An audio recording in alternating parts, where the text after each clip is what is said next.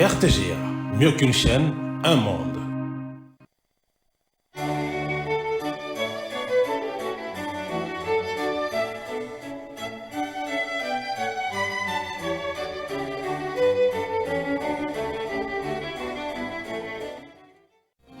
Ce journal vous est offert par Tango Protection. Illico Cash, ma banque mobile.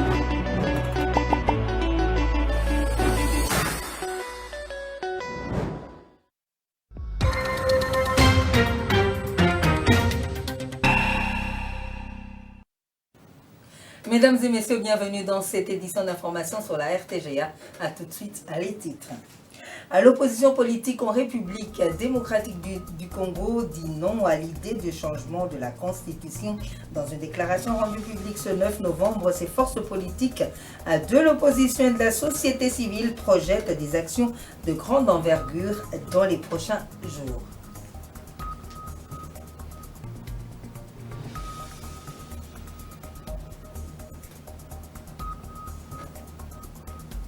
La police nationale congolaise ville de Goma a mis la main sur un réseau des présumés criminels très actifs dans la province du Nord Kivu. Le colonel Kapen Kamande, maire de la ville de Goma, a présenté ces malfaiteurs à la population en restituant des biens volés par ces bandits.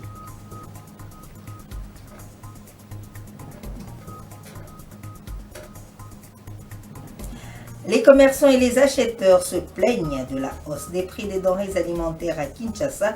Malgré la stabilité du franc congolais face au dollar sur le marché, ils lancent un cri vers les autorités pour des solutions idoines.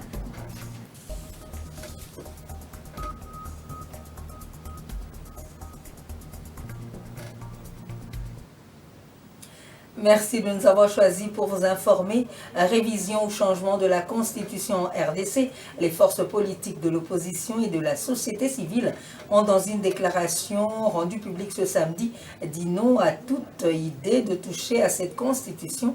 Pour eux, cette idée menacerait la cohésion nationale. Les détails dans ce reportage de Jean-Sar Mikada. L'opposition congolaise et une frange de la société civile disent non à l'idée de changer la Constitution. Dans une déclaration rendue publique ce samedi 9 novembre, les leaders de l'opposition et de la société civile ont lancé une série d'actions pacifiques et patriotiques afin, selon eux, de barrer la route à ce qu'ils ont appelé le coup d'État constitutionnel. Dans cette déclaration lue par Ados Ndombasi, président de l'Alternative 2028, l'idée de changer la Constitution serait une menace à l'unité nationale. Dressons nos fronts contre la régression de notre démocratie. Au-delà de nos divers clivages, disons tous non au retour au pouvoir d'un seul et à l'anarchie. Levons-nous, réaffirmons publiquement et courageusement en actes le fondement de notre Constitution du 18 février 2006, où, en tirant les leçons de notre histoire, nous avons ensemble décidé qu'aucun individu, d'aucune sorte, ne peut exercer plus de 2 mandats à la tête du pays. Congolaises, Congolais, la mère patrie, la République démocratique du Congo, vous appelle au sursaut national. Plusieurs messages ont été lancés à Fatima devant l'assistance pour appeler au sursaut national contre toute idée de toucher à la Constitution du 18 février 2006. Nous disons, le 220, c'est le compromis de toute la lutte politique et démocratique dans notre pays et il doit être préservé et nous ne voulons pas un retour en arrière. Il faut sensibiliser le peuple parce que les gens ont tendance à oublier que cette constitution est passée par référendum. Ces acteurs de l'opposition et de la société civile ont projeté un meeting populaire le 16 décembre prochain, date où le référendum a été convoqué pour approuver cette constitution. Dans cette activité, on a noté la présence des familles biologiques de Rossi Mukendi et de Thérèse Kapangala, ainsi que d'autres personnalités politiques. La situation de travail des élus provinciaux a fait objet d'un échange entre le président de l'Assemblée nationale Vital Kamerhe et les représentants à des assemblées provinciales des 26 provinces de la RDC venus participer aux états généraux de la justice. À l'issue de cet échange, le président de l'Assemblée nationale Vital Kamerhe a rassuré à la représentation provinciale de son implication dans leurs préoccupations, comme nous le confirme André Ikoma. En séjour de travail à Kinshasa pour participer aux États généraux de la justice, le président de l'Assemblée provinciale de 26 provinces a saisi cette opportunité pour solliciter un échange avec le président de l'Assemblée nationale, Vital Kamerhe, en vue de lui faire parvenir leur cri d'alarme sur la situation de travail dans laquelle évoluent les élus provinciaux, ainsi que la représentation provinciale en général. Sur sa table, 3 problèmes majeurs ont été posés par le président de l'Assemblée provinciale. Depuis un moment, les assemblées provinciales sont prises comme des bêtes noires, alors que la réalité est que les assemblées jouent plutôt un rôle pas le moindre, au même titre que l'Assemblée nationale au niveau national. Mais nous jouons ça au niveau provincial pour l'encadrement de nos provinces et la bonne marche de nos provinces, au travers le contrôle, la représentation de la population, ainsi que les votes des édits au niveau provincial. Attentif aux préoccupations des représentants de l'Assemblée provinciale, le président de l'Assemblée nationale a fait savoir que son combat primordial reste la mise en place d'un budget qui répond à suffisance aux attentes de la population et de veiller à son exécution conformément aux lignes budgétaires inscrites. Il a ainsi promis son implication à travers la commission ECOFIN de l'Assemblée nationale pour corriger toutes les irrégularités dans l'exécution du budget de l'État exercice 2025.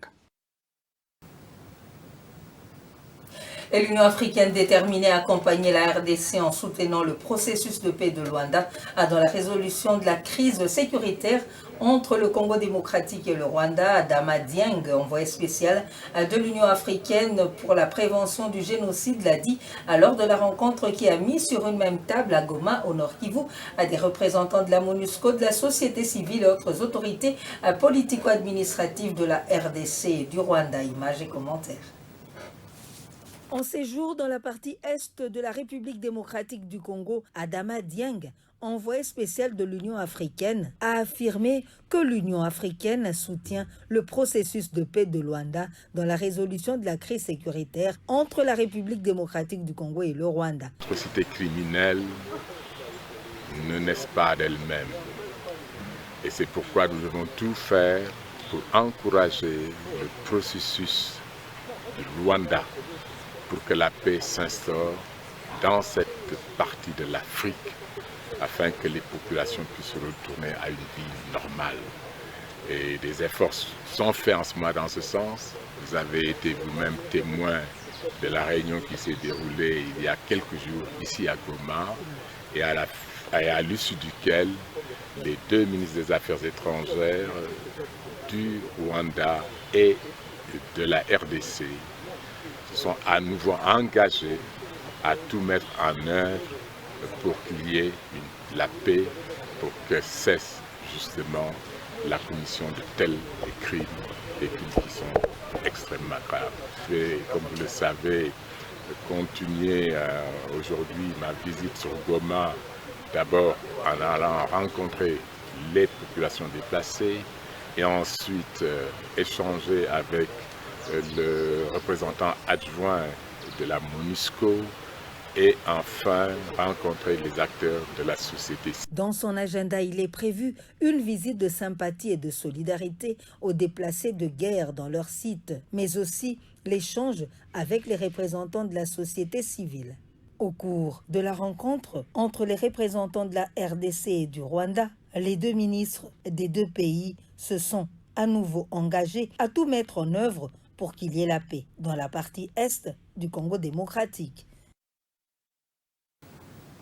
Les services de sécurité de la ville de Goma ont mené une opération décisive qui a abouti au démantèlement d'un réseau criminel très actif. Parmi les présumés arrêtés figure Ushindi, un notoire bandit de grand chemin, à 2 éléments Wazalendo ainsi que plusieurs militaires déserteurs. Ces derniers sont accusés d'avoir abusé de leur statut pour commettre des actes criminels. André Ikoma nous en présente les faits.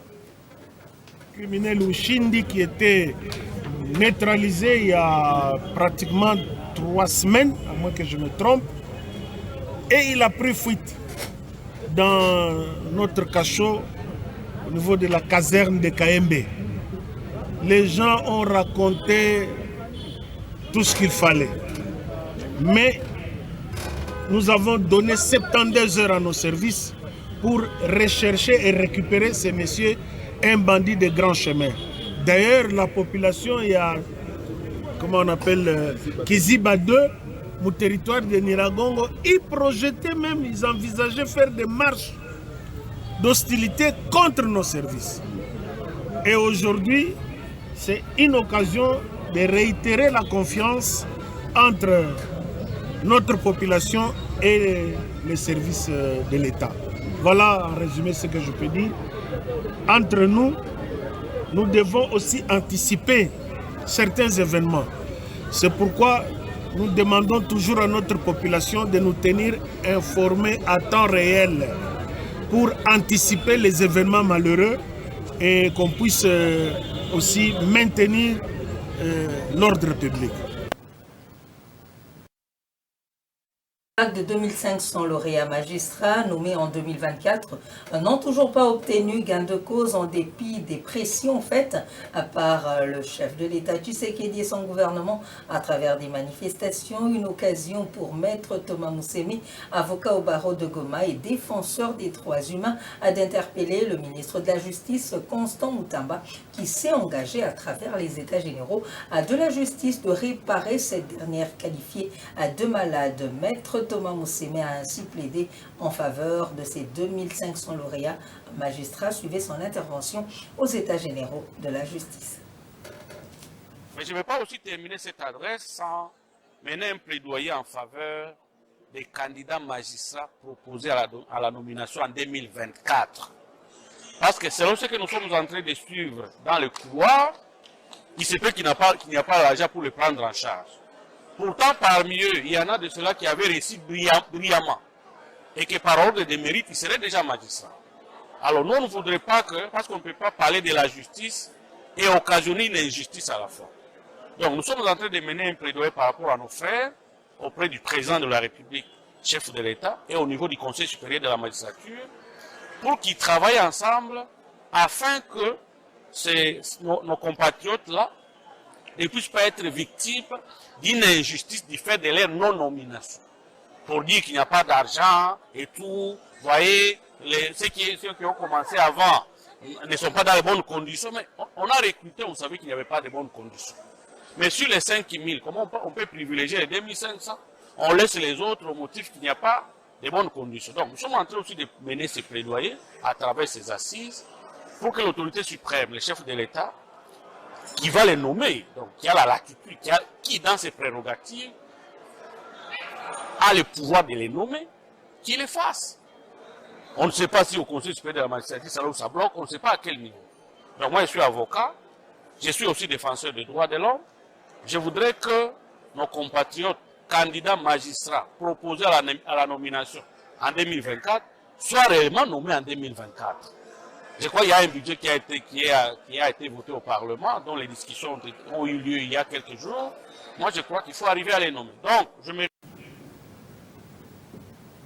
Les réactions continuent à pleuvoir après les élections aux États-Unis. Maître Achille Kapanga, ancien maire de la ville de Beni, a félicité Donald Trump pour son retour à la tête des États-Unis et il a lancé un appel patriotique pour un éveil des consciences de certains Congolais. Il pense que le choix des Américains sur leur 47e président va apporter un grand changement en RDC vu à la politique de Donald Trump. Par ailleurs, il exhorte la population et décideurs de s'impliquer pour le retour de la paix en RDC, le seul moyen pour son développement. Suivez Maître Achille dans ce propos recueilli par Nana Bwanantouba.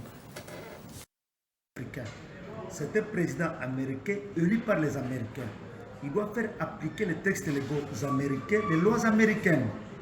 Alors, compter sur Trump pour les questions de la RDC, c'est se tromper. Moi, je pense que la RDC a tout. Nous avons nos ressources à tous les niveaux. Ces ressources humaines, naturelles, on a tout. Ce qui est important pour nous, c'est d'abord de voir comment nous-mêmes exploiter nos ressources. Que ce soit humaines, naturelles et consorts. Puisque des fois, dans ces pays, il y a des têtes pensantes, des têtes qui réfléchissent, mais qui n'ont jamais été exploitées. Vous êtes très intelligent, vous voulez amener une bonne politique pour améliorer les conditions de vie des Congolais. On va vous traiter de Yondo Kubungisambo Kaouli.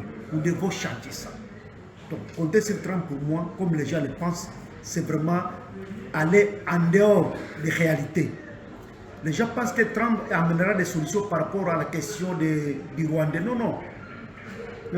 Les États-Unis ont leur politique par rapport à l'Afrique, la politique africaine, la politique européenne, la politique occidentale. Ils ont tous cette politique-là. Ce n'est pas Trump qui viendra changer la politique des États-Unis. Non, non. Il ne fera qu'appliquer la politique des États-Unis qui existe déjà.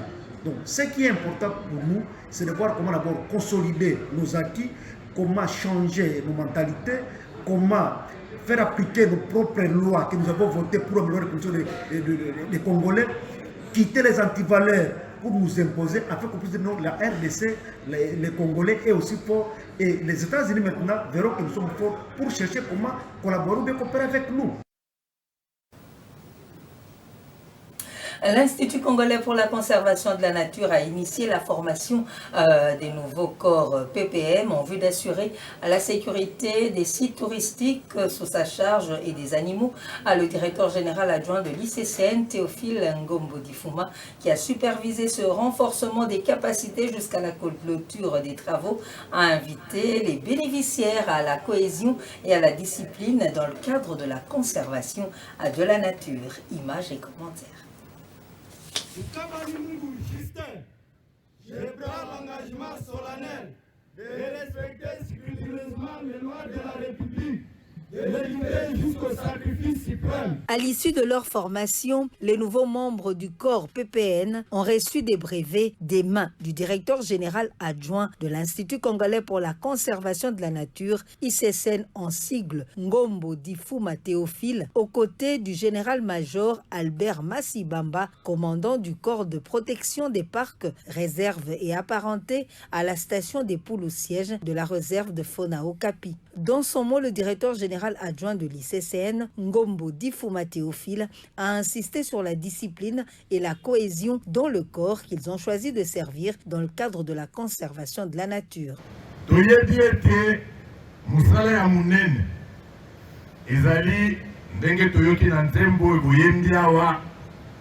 Protection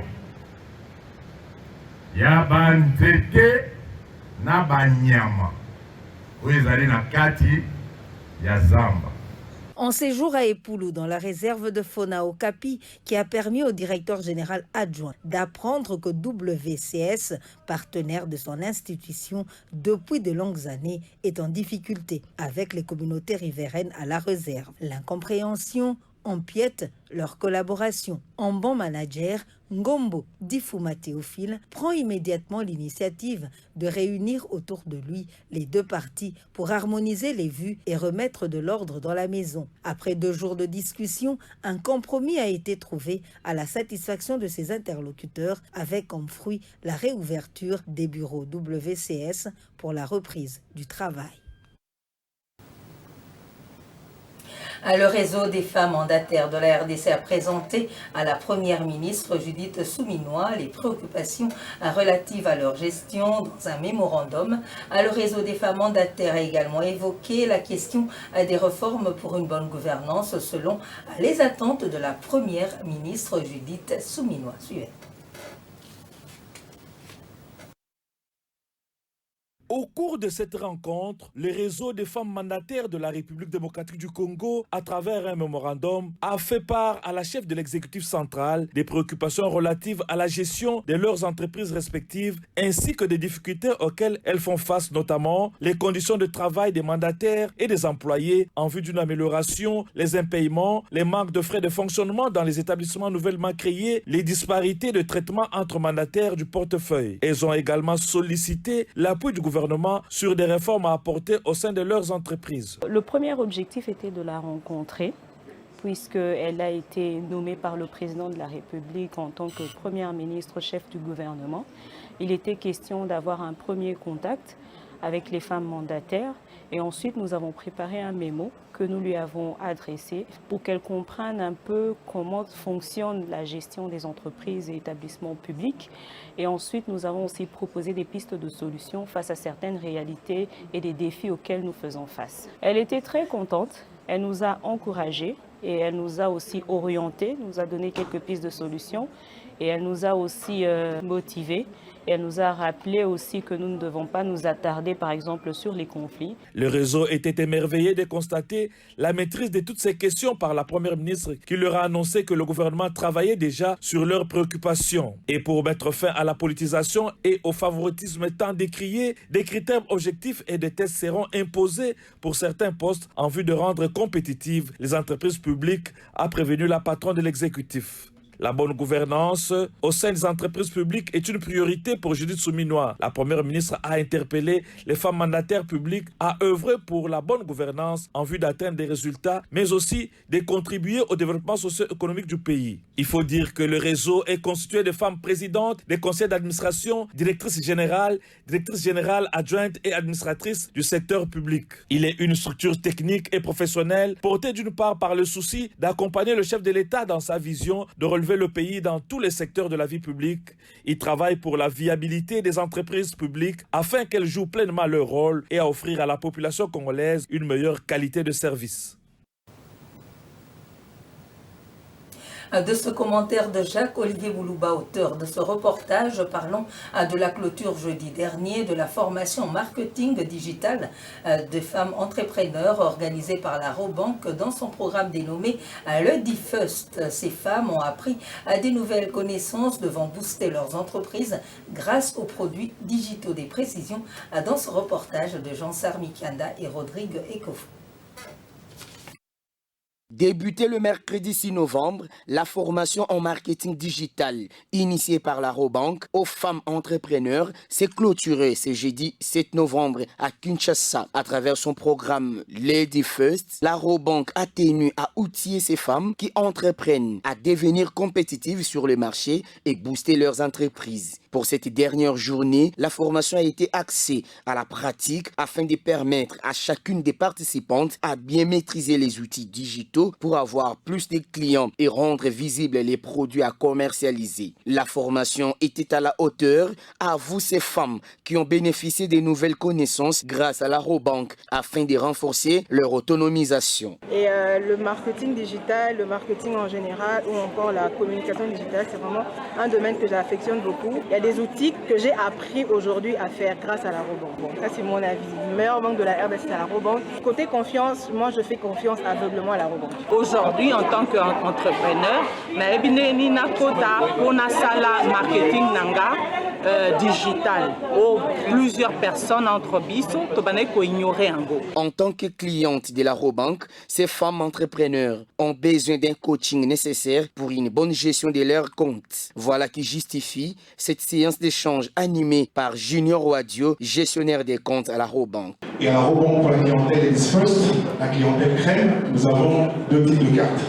Nous avons une carte de débit. Une carte de débit, c'est une carte qui est liée à votre solde dans le compte. Ça s'appelle une carte de débit Ladies First.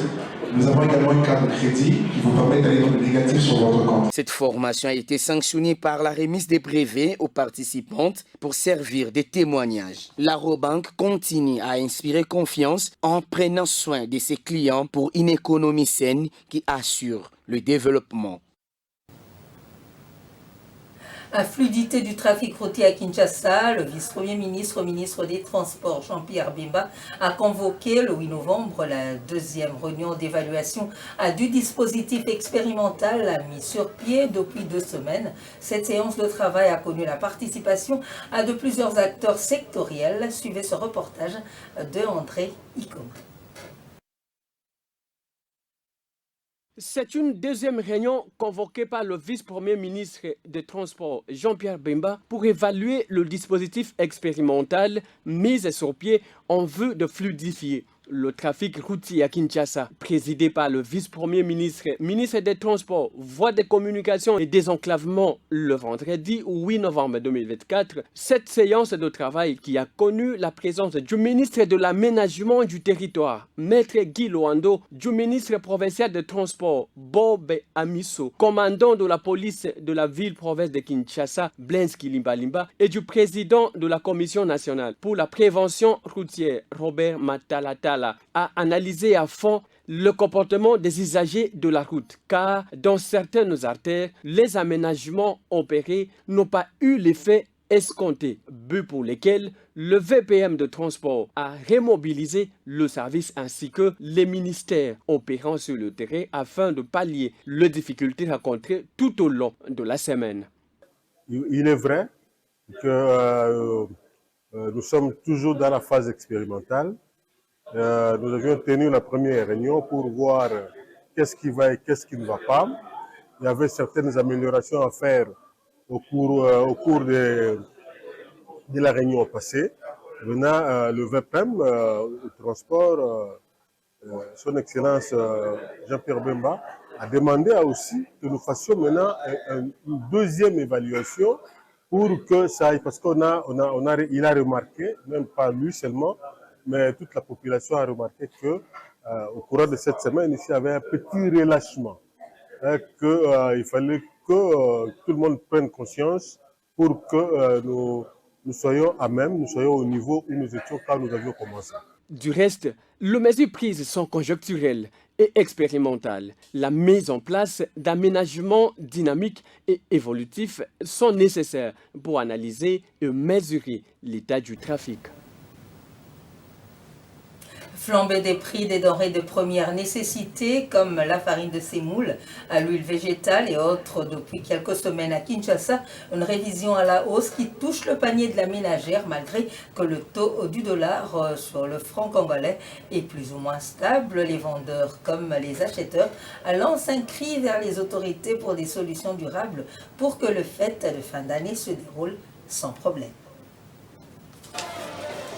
Au marché Gambela, situé dans la commune de Kasavubu, au centre de Kinshasa, les commerçants et leurs clients sont surpris par l'augmentation des prix des produits de première nécessité. Chaque semaine qui passe, les prix connaissent une ascension sans raison valable. En un mois seulement, un sac de semoule de maïs de 25 kg est passé de 50 000 francs congolais à 77 000 francs congolais, soit une hausse de 54%. L'huile végétale est mati pe makasi biloko est mati. Par exemple, la semoule et le riz ont beaucoup augmenté. L'huile végétale aussi, tout a augmenté. Par exemple, ma quantité de la semoule rose bien que nous achetions à 42 000 francs est aujourd'hui à 43 000 francs congolais. Donc une maman peut venir croyant que l'ancien prix est toujours d'application, mais quand elle apprend que c'est à 53 000 francs congolais, du coup, elle va transpirer. Mais aujourd'hui, c'est à 122 500. Nancy est une ménagère. Elle est venue au marché pour acheter la nourriture pour son ménage. Les prix ont augmenté. Elle ne sait où donner de la tête. Le dimanche passé, j'ai acheté l'huile à 120 000 francs congolais. Cette autre ménagère a du mal à expliquer cette situation. Pourquoi y a-t-il hausse des prix des produits vivriers au marché alors que le taux du dollar américain pour avoir la stabilité des prix de manière durable et ne plus dépendre des caprices d'importateurs, il faut accroître la production locale, recommande Faustin Kwediasala. C'est d'accroître l'offre. Il faut qu'on produise. Parce que tant qu'on ne va pas produire, on sera toujours obligé de se soumettre aux caprices des commerçants, des importateurs, ainsi de suite. Outre la signature du décret par la Première ministre, le ministre de l'Économie a lancé la mission des contrôles sur le terrain pour traquer les opérateurs économiques véreux qui se livrent à la spéculation au détriment de la population. La vaccination contre le Mpox se poursuit dans la province du Sud Kivu, considérée comme épicentre de la maladie. 4 zones de santé sur les 34 ont permis à 89% à des personnes d'être vaccinées sur plus de 26 000 attendus. Images et commentaires. La lutte contre le Mpox se poursuit à travers la République démocratique du Congo. La vaccination contre le Mpox qui se déroule dans la province du Sud Kivu se porte bien. Elle ne concerne qu'une frange de la population, notamment le personnel soignant, les travailleurs du sexe. Dans le même temps, les enfants contaminés sont également pris en charge dans les structures de santé de cette province de l'Est de la RDC. Moavita Foura se réjouit de la guérison de son enfant. À mon arrivée ici, le personnel soignant m'a accueilli sans problème. J'ai reçu les médicaments. L'enfant a reçu des injections et les comprimés. 2 jours après, il y a eu des changements et l'enfant a commencé à téter les seins et à manger. Une fois le traitement fini, certains ont du mal à réintégrer leur milieu d'origine. Une expérience douloureuse à vivre. Justin Nyamunganga l'a malheureusement vécu en dépit de la prise en charge gratuite des soins dont il a bénéficié. Nous sommes très contents parce que nous recevons des soins gratuitement et la plupart parmi nous sortons d'ici guéris. Mais le grand souci est que quand nous arrivons à la maison, nous manquons même de la bouillie alors que presque toute la maison est malade. Qu'on nous assiste aussi dans ce sens. 4 zones de santé sur les 34 du Sud Kivu sont concernées par la vaccination. Sur plus de 26 000 personnes attendues pour cette vaccination, 23 391 personnes ont été vaccinées lors de la campagne de vaccination débutée le 8 octobre dernier. Mouzaliwa Walulika est ministre provincial de la Santé du Sud Kivu. On s'entendait à vacciner 26 096 personnes, mais on a vacciné 23 391, soit 89,2%. Mais dans les normes, on devait normalement, à partir de 80% et plus. Parallèlement à la vaccination, la prise en charge des malades du Mpox a continué grâce aux efforts du gouvernement, tant national que provincial. Les partenaires de l'État congolais, dont l'OMS, l'UNICEF, Médecins sans frontières et tant d'autres, ont également mis la main à la pâte. À lutte contre le harcèlement sexuel et les violences basées sur le genre, au Kasaï central, plus de 300 jeunes du village Luandanda ont été sensibilisés ce week-end sur cette thématique, une initiative de la structure des jeunes dénommée Amour Plus avec l'appui du programme national de développement agricole PENEDA. Soleil Ntoubamufika signe ce reportage. Le sport est un moment idéal pour transcender les barrières socioculturelles, linguistiques et ethniques. Il ouvre un espace où les individus et les communautés peuvent s'exprimer, s'émanciper, s'engager et entreprendre singulièrement au service du lien social, de l'inclusion et de l'égalité. C'est dans cette optique que Amour Plus s'est inscrite pour faire passer le message de lutte contre le VBG, et ceci dans le cadre du programme national de développement agricole au Kasaï central. Le village Luandanda, situé à plus ou moins 35 km de Kananga, a été choisi pour ce match de football. Merveille Sangilola, coordonnatrice générale de cette structure, en donne les objectifs. L'objectif principal de ces matchs, c'était de sensibiliser la communauté pour la lutte contre l'exploitation et les abus sexuels et aussi de vulgariser les différents canaux de signalement parce que pour nous, la prévention compte le plus. C'est vrai que notre mission, elle inclut la prévention et la réponse, mais la prévention pour nous consiste à ce que la communauté s'approprie de cette lutte pour permettre qu'il n'y ait pas beaucoup de cas d'exploitation et d'abus sexuels dans le cadre du programme national de développement agricole. Pendant cette rencontre, les membres de cette structure en ont profité pour sensibiliser la communauté et partager en même temps le numéro vert 49 55 55 pour permettre à la population de dénoncer tout cas d'exploitation abus sexuelle. Message bien reçu par la communauté qui promet d'accompagner Amour Plus dans cette lutte. Kanukumai Mukinai est le chef du village Bakwa Mushilu à Luandanda. Nous avons bien accueilli le message de Amour Plus. Notre peuple était en ignorance et maintenant avec cette sensibilisation, nous allons tous se mobiliser pour lutter contre la violence sous toutes ses formes. Que Amour Plus ne se limite pas ici, qu'ils aient également partout. Amour Plus, une structure de la société civile, se veut être un moyen plus efficace pour réveiller la jeunesse de son sommeil pendant que l'air tourne pour notre pays en cherchant des solutions adéquates partant des objectifs de développement durable.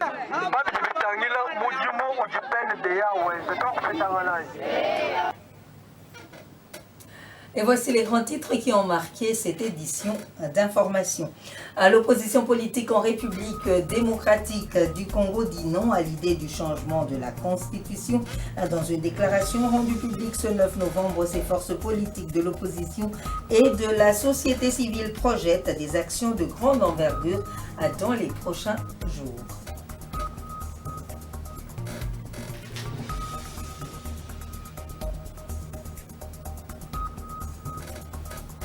La police nationale congolaise ville de Goma a mis la main sur un réseau des présumés criminels très actifs dans la province du Nord Kivu. Le colonel Kapen Kamande, maire de la ville de Goma, a présenté ces malfaiteurs à la population en restituant les biens volés par ces bandits.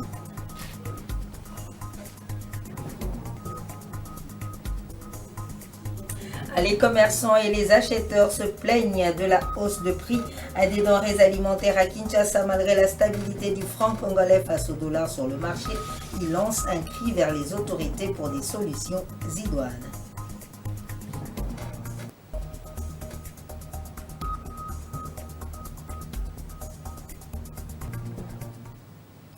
Nous vous disons merci de nous avoir suivis et bonne suite de programmes sur la RTGA. Au revoir.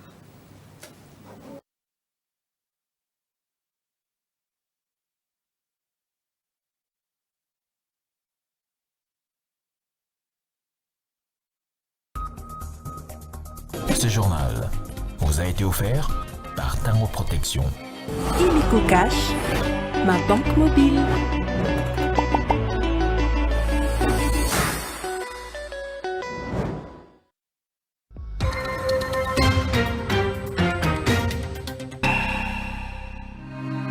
RTGA, mieux qu'une chaîne, un monde. RTGA, mieux qu'une